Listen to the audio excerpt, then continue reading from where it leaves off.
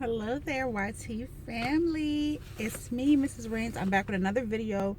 As promised, I wanted to talk to you about my lesson this week for Sunday school. I did not sit on the adult sermon, so of course I don't have sermon notes, but I do have my notes here that I wanted to share with you guys because I thought it was such a good lesson, and I probably will do this going forward on the weeks that I'm not in the main auditorium.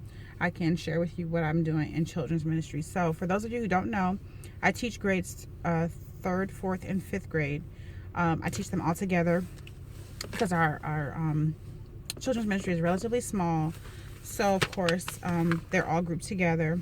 We do have a proprietary curriculum that we use, so I'm not going to tell you what that is. I'm not going to go into detail about that, we'll say that, because there probably are some kind of copyright things going on there that I'm not aware of. So I'm just going to loosely kind of roughly tell you what we talked about. And the curriculum is very deep. So there is an apologetics section. They tell you historical data, like a lot of different things go into the lesson. So I do have to study up, several days in advance in order to fully grasp the lesson myself before I'm able to share with the kids, and they really enjoy it. I really enjoy it. It's good information. So here is a quick overview. So what we talked about was the truth in the gospel. And as you know, or maybe if you don't know, I'm going to tell you, the four Gospels are Matthew, Mark, Luke, and John. These are the books of the Bible that are virtually completely about the life of Jesus, his disciples, and his time here on earth before the death, burial, and resurrection. So, and also including those events. So, the thing that this lesson was zeroing in on was the difference between some of the accounts of Jesus's ministry, and how even though they're different accounts, they still point to the same truth, and the same details are still present in each account. So the story we zeroed in on this week was about Jesus walking on water. So just to go over a little historical data, we talked about the four writers: Matthew, Mark, Luke, and John. Matthew was a publican. He was a tax collector, so he was very intelligent. He was fluent in Hebrew and Greek, so he was what you would consider learned, and he was one of the original disciples. Then you have Mark, who is John Mark, a teenager, and he was popular because, or not popular, but well known among the disciples because his mother's home in the book of Acts is a place where the local church would meet. And Mark, although he wasn't around for a lot of these events, he was able to get this information directly from Peter. And Peter was an original disciple, so he's getting testimony directly from Peter. And then you have Luke, who was a doctor. Now, Luke did not experience Jesus for himself until becoming saved by being shared with by the Apostle Paul. So if you can kind of understand what that means, that although Luke wasn't there, he was getting direct information. He had the heart of a historian. He was, although he was a physician by trade, he had the heart of a historian or a scribe, and he wrote these things for us to be able to read. And these are also I wouldn't say secondhand information, but this is also testimony from others that he received. Then you have John. John was considered, he was probably, well, he definitely was the longest living apostle or disciple of Christ. He actually was exiled later on in life to an island called Patmos, where he penned Revelation. And John, although I'm not saying he wasn't intelligent, him by trade, he was a fisherman by trade. He was the son of Zebedee. His brother James was also a follower of Christ. So his account is going to be a little bit different than the account you see, for Matthew. So we looked at Matthew, and we also looked at John to get this information that we need to see about this account of Jesus walking on water. So the text, just so you know, I will put in the description box, but it's John 6:16 through 21 and John 21:24, as well as Matthew 14:22 through 23. So on these two accounts, you get the same story. The same basic story was Jesus walking on water, them being afraid, Jesus telling them not to be afraid, Jesus coming to them, and them immediately worshiping him as Lord.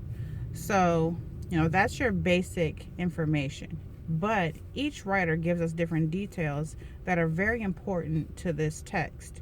So for instance, Matthew tells us that they all went into a boat, the disciples all went into a boat, and he tells us that the boat was in the middle of the sea. So if you can get a mental picture of the middle of the sea. Well, in the same story, but a different account, John tells us that they were 3 to 4 miles from the shore. So John is giving us an actual detailed measurement because he is a fisherman by trade. He has been in boats before. He is used to what nautical miles must feel like to travel. So therefore, he can give us a more realistic number measurement about this particular journey out to sea. Likely both men were correct. Likely they felt like they were in the middle, and likely, they could have been 4 miles from the shore in either direction. So those things actually agree. You're just getting different details of the same story. So in a nutshell, what we're trying to teach the children is that all the gospels are inspired by God. All scriptures God breathed. Therefore, they're all true. And we're given these 4 accounts because each detail adds or enhances the effect of the historical data. You get a little more information in each account. And I think we're given all 4 perspectives because realistically, that's what we need as humans. We need the different perspectives. When you go out for biblical counseling, hey, you can go to multiple biblical counselors. You can accept counsel from an older, wiser friend. You can accept counsel from your pastor. There's options there. It's not the end all be all. And I believe that that's partly why there's so many accounts of the same things going on in scripture, is because we need to see that agreement. We need to see that there were multiple witnesses. So what I can real time, and I know people think that the Bible's antiquated, but it's not. But in real time, the way I can equate these things is today is Monday. So tomorrow is election day here in the U.S. And most of us as Americans, if not all, will be sitting glued to our TVs tomorrow evening trying to track the results of the polls and what's happening with the general election for President of the United States, as well as our local elections that we have all voted in or should have voted in by that time. So even though we're all going to be sitting glued to our TV stations, we are probably going to change channels several times between whoever's covering it to get the most up-to-date information and to get agreement. Because if one channel is telling us this person has won this state and this channel is telling us something different, we are going to want to reconcile those things. Most of us, because we're in the technological age, will also be on our cell phones looking at Twitter, on our laptops looking at other reports, because we all want to get the most information that we can. And when it comes to Jesus, the life of Jesus, we as Christians want the most information we can get. We want to see the agreement in scripture. It deepens our faith. It heightens our experience with God. It gives our relationship with the Lord a whole new purpose and sense of direction when we realize how much Jesus did in his life. And his ministry, with it only being 3 years, he did more than most people would do in a lifetime. And I think that's amazing, and that's something that we should celebrate and we should share with our children. So that's pretty much what we talked about. That's kind of how the lesson went. I did have a fun object lesson with them that wasn't necessarily part of this, but I was able to adapt. What I basically did was I had somebody to be visible during the children's ministry worship service, and during that time, sorry guys, there's people walking by. so weird. They're all looking at me crazy. But during the children's ministry worship time, I had somebody who was highly visible get in front of the crowd and make themselves visible. And I went back to the classroom and I had the kids to describe what that person looked like. So I gave them a scenario. Let's say, the police come in and they say, so-and-so's missing and we need to find them. Can you tell me what they look like? Give me a detailed as possible description about what this person looked like. And it was amazing to see the different perspectives, the different things that kids paid attention to, but it allowed me to have a teaching moment. So, for instance, a couple of children noticed his hair. This person, it was a male, they noticed his hair. And so I explained to the kids, well, I fully expect that because these two children have experience with that because both of their parents do hair. Okay. And so since they have an experience with this, they're able to notice that first and foremost. Just know that they're going to immediately think, oh, let me see what kind of hair they've got going on. Another child noticed the brand name of shirt. And I was thinking, well, you know what? You might notice that if you have the same type of shirt at home. It gives you a point of reference that gives you a certain detail. Another kid mentioned that this person plays basketball. I had never talked about that.